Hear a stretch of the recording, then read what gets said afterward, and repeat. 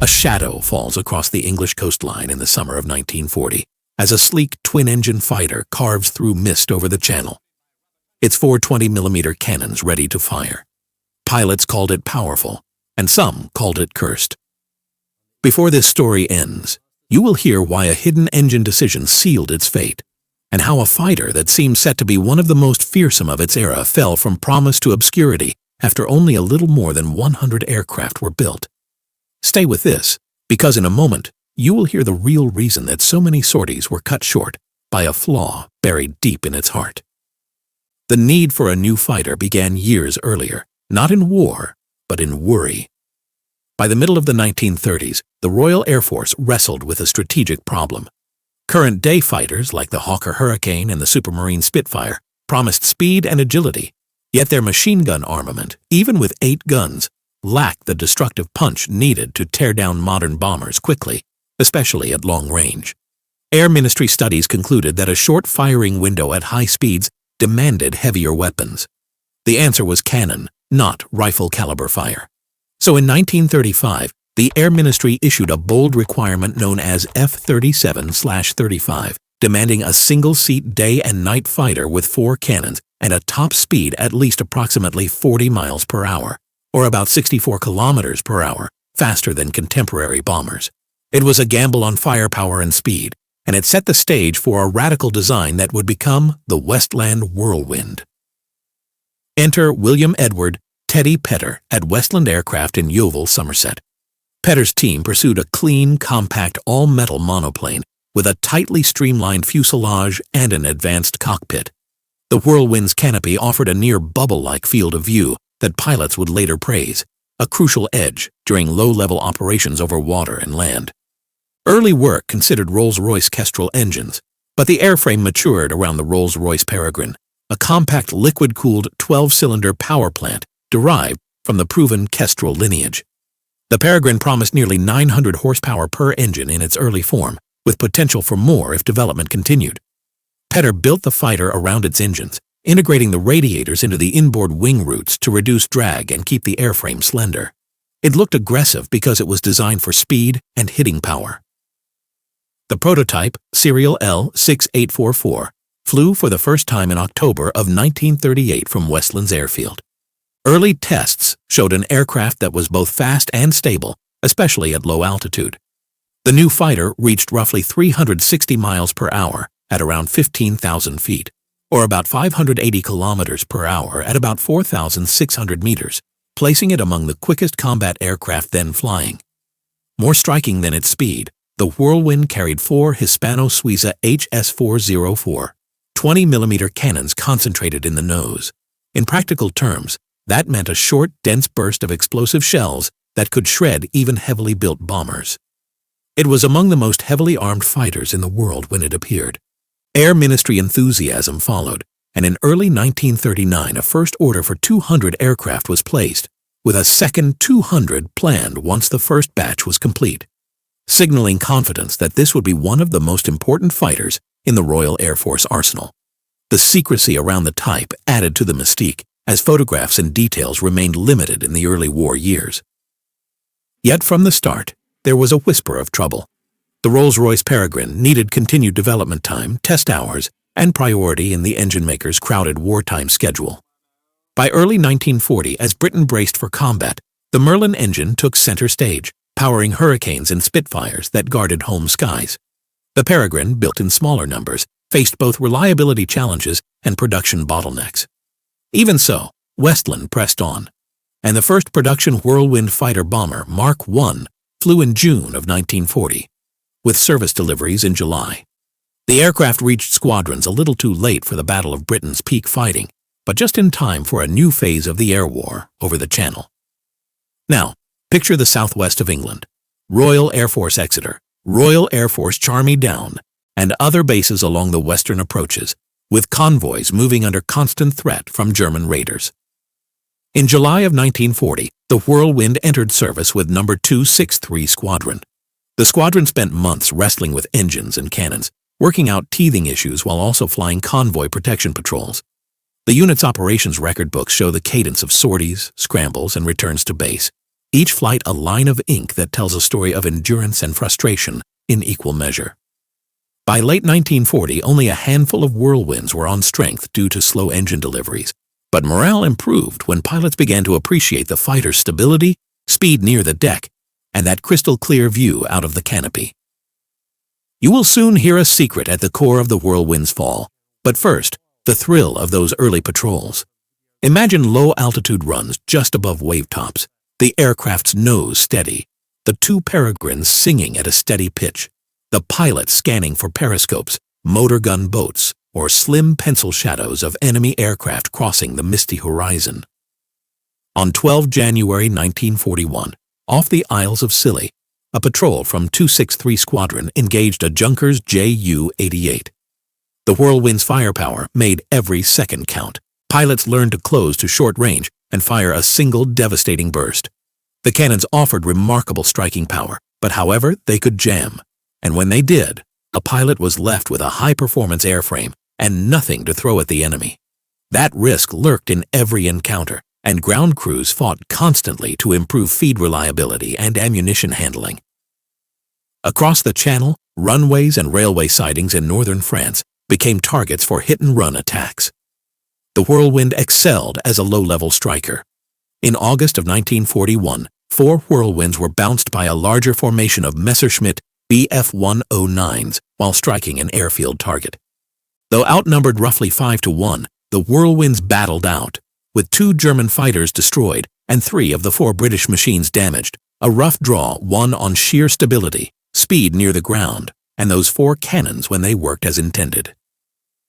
At 15,000 feet, the Whirlwind could reach around 360 miles per hour, or about 580 kilometers per hour, a match for the Messerschmitt in that band. But its strongest suit was right where it most often flew, just above the hedgerows, bridges, and roads, where locomotive plumes and vehicle convoys betrayed motion. Let us step back to the bigger picture. In the late 1930s, the Royal Air Force had embraced machine gun armament in the Hurricane and Spitfire, but experience and tests showed that rifle-caliber fire lacked the destructive effect needed for quick kills, especially against fast bombers where firing windows could be measured in seconds. 8 machine guns could put out hundreds of rounds per second, yet they still failed to deliver consistent destructive force at longer ranges. The Whirlwind's concentrated 20mm battery was the answer to that question. Its shells carried high explosive payloads, and 4 guns firing together gave pilots a blunt instrument of shock at close range. The Air Staff Specification F-37/35 had anticipated this shift perfectly. The Whirlwind, as the first single-seat, twin-engine, cannon-armed fighter in British service, represented the peak of that thinking. But, however, there was a hidden cost built into the airframe from day one. The Whirlwind was designed around the Peregrine. It fit the airframe neatly, enabling the compact planform and tight nacelles that gave the fighter its speed. Yet the Peregrine lacked both production volume and developmental bandwidth. Rolls-Royce, overwhelmed with demands for the Merlin and also contending with the troubled Vulture program, could not give the Peregrine the improvements it needed for high-altitude performance and reliability. By August of 1940, Ernest Hives at Rolls-Royce wrote to Air Chief Marshal Wilfred Freeman expressing a desire to halt work on the Peregrine and other secondary engines and concentrate on the Merlin and Griffon. Though debate continued, the momentum was obvious. The Merlin was central to British survival. The Peregrine was not. This is where the secret reason behind the Whirlwind's deadly flaw takes shape. To keep the Whirlwind viable, Westland considered re-engining. But the slender nacelles and wing structure were optimized for the compact Peregrine. Installing a Merlin, larger and heavier, would require extensive redesign, adding time and material at a moment when every factory hour mattered. Building a Whirlwind already consumed far more alloy than a Spitfire, a hard reality in a war economy. The choice crystallized in 1941 and early 1942. Keep a fighter that needed an engine with no future, or spend scarce resources changing its heart while the war demanded aircraft now. In January of 1942, production of the Whirlwind ended after a little more than 100 airframes plus 2 prototypes, while the Merlin line surged to feed Hurricanes, Spitfires, and other vital types. Yet even in decline, the Whirlwind fought. 263 Squadron made the type its signature, and No. 137 Squadron formed at Royal Air Force Charmy. Down in September of 1941 to operate the aircraft as well. Crews reported that at low altitude the Whirlwind felt superior to contemporary single-engine fighters, with delightful handling and superb visibility. It could climb briskly at lower levels, snap into turns with confidence, and hold a steady gun platform. Its drawbacks crept in at higher altitudes, where supercharger limits reduced power and climb, and in the pattern, where its landing speed demanded longer runways and more prudent approaches, limiting the number of airfields that could host it. Those constraints shaped tactics. The Whirlwind flew escorts for light bombers on lower-level raids, swept airfields in the Cherbourg Peninsula region, and attacked locomotives, bridges, and coastal shipping, including German motor torpedo boats and armed trawlers in the Channel. Here is where the story turns from fighter to fighter bomber. In late 1941 and through 1942, pilots and commanders considered a bombing role for the type. The heavy nose guns were already ideal for strafing. Adding bombs on the wings promised a further punch. In August of 1942, at Royal Air Force Cologne in Wiltshire, bomb racks were fitted to 8 aircraft in 263 Squadron. Initially, each could carry 2 250-pound bombs, roughly 110 kilograms each, later increased to 2 500-pound bombs, about 230 kilograms each. The Whirlwind now became the Whirly Bomber in squadron slang, and its missions ranged from airfields to rail marshalling yards and road convoys, using surprise and low-altitude speed to get in and out before flak could concentrate. You can picture a typical attack run, crossing the Dorset coast at about 200 feet or about 60 meters, dropping to treetop height inland. The pilot reading the landscape like a map, time on target counted in heartbeats. At the brake moment, throttles forward, the growl of the twin peregrines fills the cockpit, the nose dips, and the 420mm weapons speak as one. A pair of 500-pound bombs sail away. A second later, the aircraft yanks hard. The horizon tilts, and hedges blur past at nearly 300 miles per hour, or about 480 kilometers per hour. In that realm, the Whirlwind was at its best, a surgical hammer. But, however, every mission gambled with the same constraint. If altitude was needed, if a climb through cloud was required to evade or to engage, the aircraft began to lose the edge it had near the ground. The aircraft's most important strengths deserve clear, measured credit. First, concentrated firepower. 4 nose-mounted Hispano-Suiza cannons delivered a blistering rate of fire that, when measured by weight of explosive shells per minute, was among the greatest of any frontline fighter at its introduction. Second, low-altitude performance. The compact airframe and tightly faired engine nacelles gave it very low drag and excellent handling down on the deck. Third, pilot visibility. The canopy and seating position conferred a wide field of view, aiding both navigation and threat detection. Crews spoke well of its stability as a gun platform and its comfort relative to some single-engine types. Its principal weaknesses were just as clear. The Peregrine engine's development halted under the pressure of wartime priorities, leaving the type with reliability concerns and no path to higher altitude power. Engine production rates remained low, slowing aircraft deliveries and forcing cannibalization for spares. High landing speeds restricted operations to longer, well-prepared fields, reducing basing flexibility. At altitude, performance fell away compared to improving enemy fighters. Even the cannons, powerful as they were, could suffer feed jams, a hazard in any high-stress engagement. Every advantage had a counterweight that war would not forgive. Still, the Whirlwind carved its place in combat. During 1940 and 1941, sorties along the western approaches protected vulnerable shipping routes. Chameleon patrols off the Channel coast, flown from bases like Royal Air Force Exeter, were routine and often uneventful, yet vital.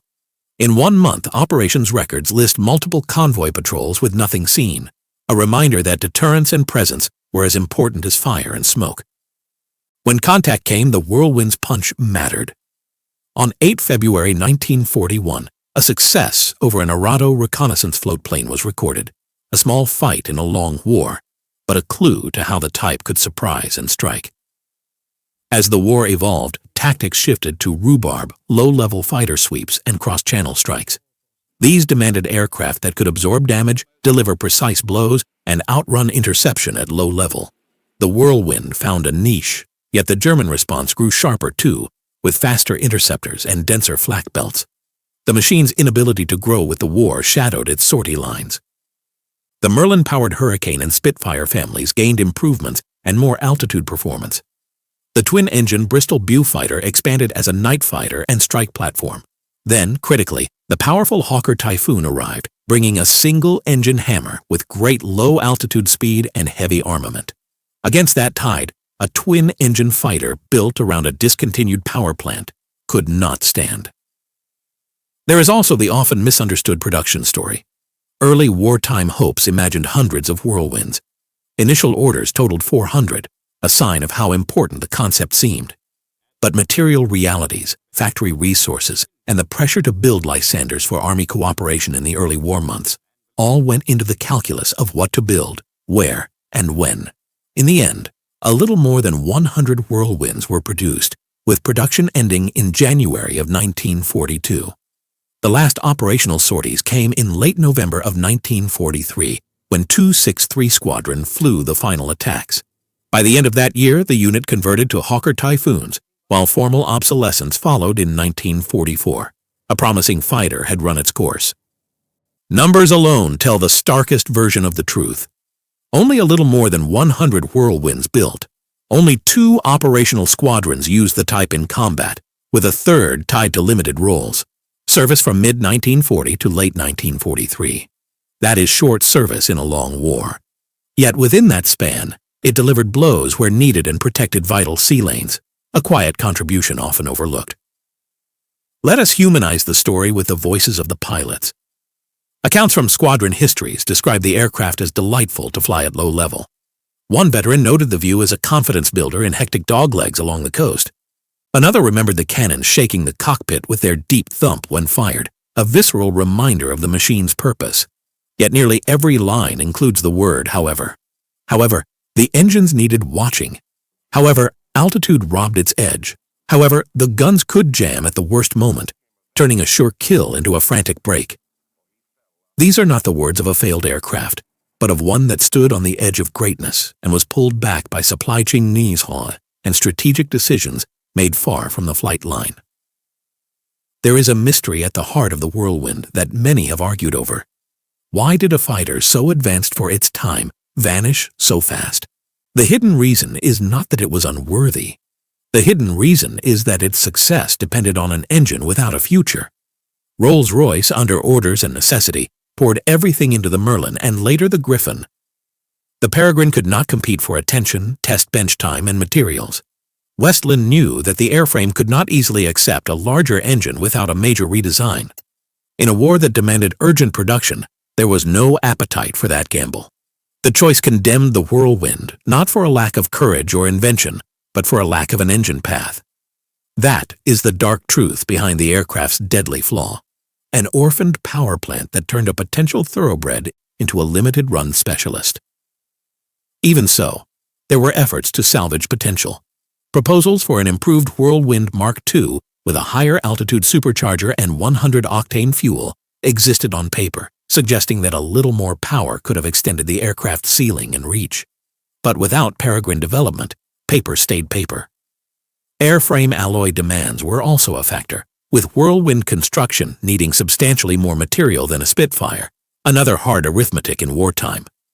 The decision matrix favored the projects feeding active fronts, Spitfires winning the air battle, Hurricanes carrying the weight early on, Typhoons stepping into ground attack, and Beaufighters and Mosquitoes filling the twin-engine niches. To make performance data clear for a worldwide audience, consider speed and range across measurement systems. In typical low-altitude operations, pilots reported the Whirlwind felt fast and responsive, around 300 miles per hour, or about 480 kilometers per hour. With maximum speed quoted near 360 miles per hour at about 15,000 feet, or around 580 kilometers per hour at about 4,600 meters. Operational radius for escort depended on fuel and profile, but long legs near 800 miles or about 1,280 kilometers have been sighted in ideal conditions, enough for at least one notable escort mission from southern England to Cologne. These figures mattered to planners because a heavy-hitting fighter that could range across the Channel posed a threat to airfields, trains, and shipping in occupied territory. The combat record reflects the aircraft's niche. Over the Channel and northern France, 263 Squadron and 137 Squadron flew bomber escort, interdiction, and maritime strike. Against targets like motor torpedo boats and small coastal vessels, the Whirlwind's cannons proved lethal. Against medium bombers like the Junkers Ju-88, concentrated bursts at close range often produced immediate results. Against the Messerschmitt Bf-109, fights depended on position and altitude. At low level, the Whirlwind could hold its own, but at higher levels, the advantage swung to the single-engine interceptor. These truths shaped tactics, timing, and the very hours of day selected for sweeps, often favoring early morning or late afternoon low sun angles where surprise could be amplified. There is a darker side to these stories, and you will hear it plainly. Mechanical failures and engine issues forced aborted sorties, and there were losses from accidents linked to high landing speeds and tight runway margins. Sparse engine spares meant aircraft could be grounded for lengthy periods waiting for parts. The fear was not only enemy fighters or flak, but a sputter of power at the wrong time in cloud or at night. Pilots did not dramatize this. They logged it in calm script and squadron records, engine cutting at 2,000 feet, return to base, nothing seen on convoy patrol, guns checked for stoppages on landing. The bravery lies in repetition under uncertainty. The next takeoff scheduled even as the last debrief notes jam rates and fuel issues. As 1942 wore on, the transformation to dedicated ground attack accelerated. Whirly bombers, as crews nicknamed them, smashed rail targets and attacked airfields with two 250-pound bombs, or later two 500-pound bombs, meaning a total drop of approximately 500 pounds, about 230 kilograms, or 1,000 pounds, about 460 kilograms, with cannon strafing as part of the method. These bomb loads, while modest compared to twin-engine strike aircraft like the Beaufighter, were used with precision at low level where accuracy, not bomb tonnage, was the key. By late 1943, with Hawker Typhoons available in increasing numbers, the Whirlwind's role ended. 263 Squadron flew its final operational sorties on 29 November 1943. Conversion followed, and the twin-engine fighter that had once promised to be among the most advanced in the Royal Air Force's arsenal slipped quietly from frontline service. In 1944, it was officially obsolete. None survived to the present as complete airframes, a painful footnote for aviation historians who consider it a missing link in the story of British cannon-armed fighters. If this sounds like a tragedy of what might have been, that is because it is. The Whirlwind was a bold answer to a real need. Heavier guns, concentrated fire, high speed, and long reach. It flew when Britain needed every sharp tool it could muster. It fought with distinction where its strengths matched its tasks. But the war's harsh economy of priorities decided otherwise. The Merlin-powered fighters, the Typhoon, the Beaufighter, and later the Mosquito, and others, all had clearer paths to improvement and production. The Whirlwind had a secret flaw that was never truly its own, an engine without a future. The dark question that opened this story has an answer now. Why did a fighter so advanced, so heavily armed, and so feared at low level disappear after so few were made? The hidden reason is that its elegant design was chained to a power plant that lost the resource war. The terrifying flaw was not a wing that failed or a tail that fluttered, but a quiet line in an engine maker's wartime ledger that moved men and machines to other priorities. The Westland Whirlwind left a short, sharp trail, and then the wind passed over it, carrying the roar away across the Channel into memory.